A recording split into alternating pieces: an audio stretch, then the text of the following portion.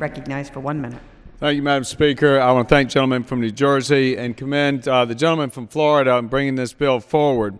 Madam Speaker, the bill before us is not about tax rates, because I think that issue will be resolved one way or another here shortly in this election, because we know that there's a difference between the two sides.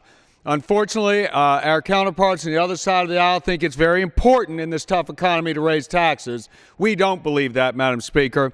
But the bill before us simply asks the President to give us his plan for replacing the first year of cuts in the sequester. It has been 126 days since we passed our plan to responsibly replace the sequester with cuts that maintain our fiscal discipline. Our plan controls unchecked government spending and reduces wasteful and duplicative programs. But still, there has been no action and no proposal coming from the other side of the Capitol, coming from the other side of the aisle. It has been 126 days since the President said he would veto our plan, but he has failed to put forward an alternative. And the letter that some of us Republican leaders wrote on July 14th asking the President to engage with us to come and find a bipartisan solution to the sequestration, that letter has gone unanswered. Madam Speaker, inaction carries a very high risk.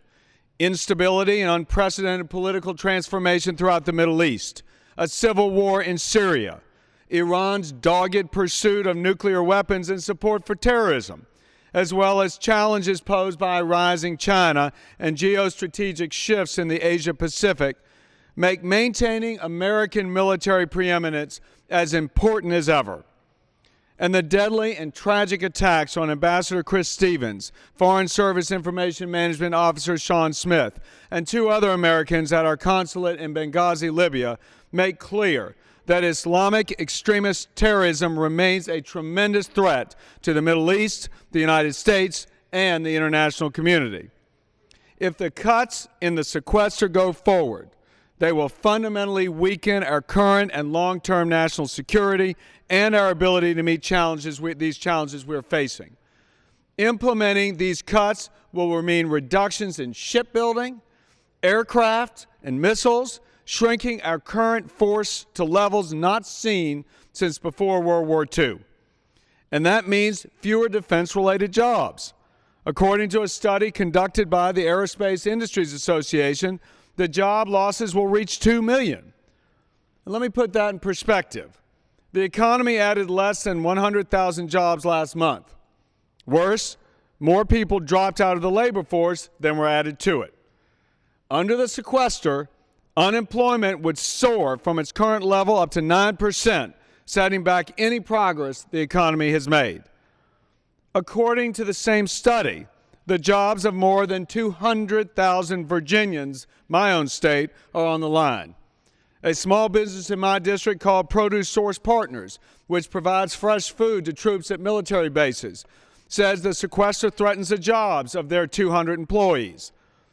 Another small company in Virginia, High Test Laboratories, could be forced to reduce their staff by as much as 30%. Removing these jobs from the community will shrink the local economy and set back an already underutilized business zone. That same predicament faces hundreds of hardworking men and women in towns from here to California. Madam Speaker, we are here today asking the President simply to come forward with a plan. We are here today because the minority has failed to work with us to find a solution to prevent these cuts that would hollow out our military and result in massive layoffs. Madam Speaker, the House will act. Now we need leadership, Mr. President, and I yield back. Majority Leader, the gentleman from Virginia, yields back his time. The gentleman from Maryland. Thank you, Madam Speaker.